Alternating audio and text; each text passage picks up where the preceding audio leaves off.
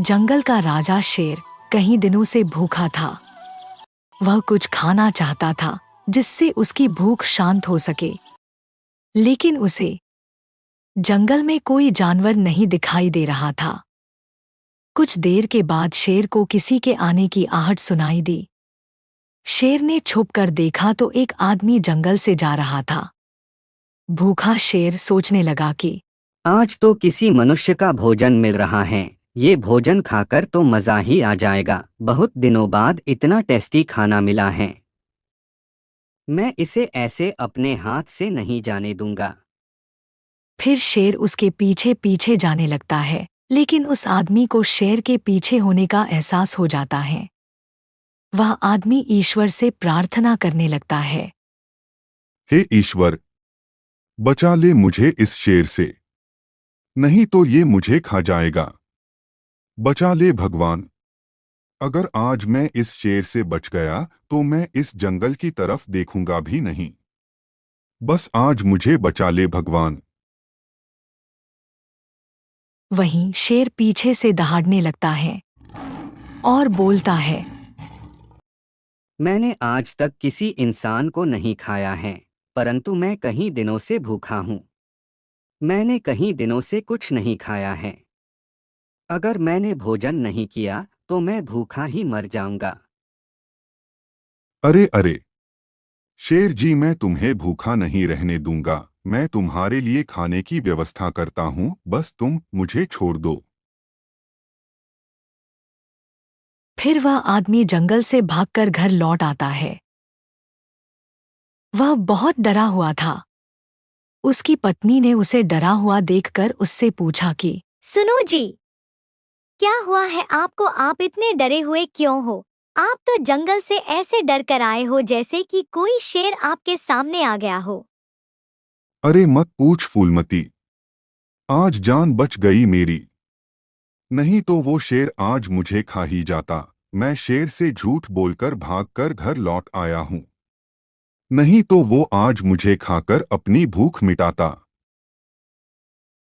फिर वो दोनों खाना खाकर आराम करने लगते हैं और वह आदमी सोचता है कि मैंने एक भूखे शेर को खाना नहीं खिलाया, मुझे पाप लगेगा।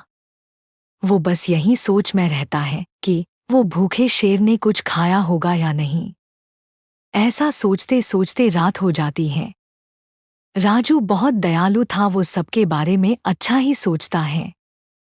फिर अगली सुबह राजू जंगल जाने का फैसला लेता है और राजू जंगल को निकल जाता है। जंगल पहुंचकर उसने देखा कि वह शेर वहीं खड़ा है और शेर राजू को देखकर खुश हो जाता है और बोलता है, अरे तुम आ गए। मैं तुम्हारा ही इंतजार कर रहा था। तुम्हारा इंतजार करते करते मैं बहुत थक चुका हूँ। लाओ अब मुझे खाना खिलाओ। हे जंगल के महाराज, मेरे पास तुम्हारे खाने के लिए कुछ भी नहीं है। मैं तुम्हारे लिए खाने को कुछ नहीं लाया हूँ। मुझे माफ कर दो महाराज। अगर मैं भूखा ही रहा तो मैं ऐसे ही भूखा मर जाऊंगा। मेरे में इतनी ताकत भी नहीं है कि मैं किसी का शिकार कर सकूं। शायद मैं अब ऐसे ही भूखा मर जाऊंगा। अरे नहीं नहीं, मैं ऐसा नहीं होने दूंगा। हे जंगल के महाराज, तुम मुझे खा लो और अपनी भूख मिटा लो।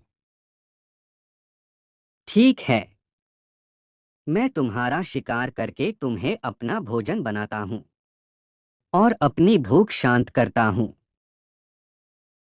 इतना कहकर शेर अचानक साधु के रूप में बदल गया। राजू ये सब देखकर हक्का बक्का रह गया और बोलने लगा, हे प्रभु, ये कैसा चमत्कार है। शेर अचानक साधु के रूप में कैसे बदल गया? राजू बहुत डर गया था। राजू को डरा हुआ देख साधु बोले, रामू, तुम डरो मत। मैं तुम्हें अपने बारे में सब कुछ बताता हूं। मैं एक श्रापित साधु हूं। 10 साल पहले मेरे हाथों से एक अनर्थ हो गया था। मैंने एक शेर के बच्चे को दूध नहीं पिलाया, जिसके कारण वह शेर का बच्चा भूखा मर गया। तब मुझे एक साधु महाराज ने श्राप दिया कि मैं भी शेर बन जाऊं और ऐसे ही भूखा प्यासा ही जंगल में भटकूं। तो फिर साधु महाराज, आज आप अपने रूप में कैसे वापस आ गए? क्या आपका श्राप खत्म हो गया? हाँ रामू, आज तुम्हारी वजह से मेरा श्राप खत्म हो गया। मुझे श्राप का निवारण मिला था कि अगर कोई इंसान तुम्हारी भूख मिटाने के लिए अपने आप को शिकार बना दे तो तुम्हारा श्राप खत्म हो जाएगा। रामू, आज तुमने ऐसा कर दिया। हे महाराज, शायद भगवान की यही इच्छा होगी। चलो रामू, मेरे साथ चलो। फिर वे दोनों कुटिया की ओर जाने लगे। साधु ने कुटिया पहुंचकर देखा कि कुटिया एकदम साफ सुथरी है, जैसे कि उस कुटिया में किसी का निवास हो। साधु ने कुटिया के अंदर जाके देखा तो वो आश्चर्यचकित रह गए। उन्होंने देखा कि एक चिड़िया वहां की सफाई कर रही है।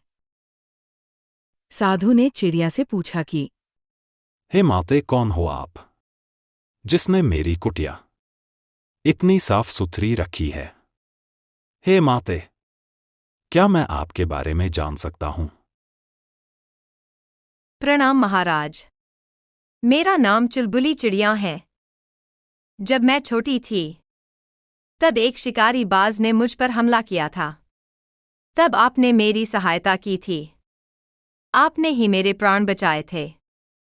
बस मैं उसी का एहसान चुका रही हूं प्रभु। फिर उन्होंने कुटिया में आराम किया।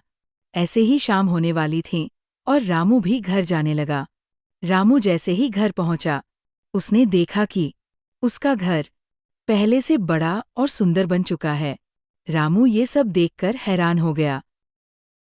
हे प्रभु, ये कैसी लीला हो गई? मेरा घर इतना बड़ा और सुंदर कैसे हो गया? इतना कहते ही चुलबुली चिड़िया वहां आई और रामू से बोला कि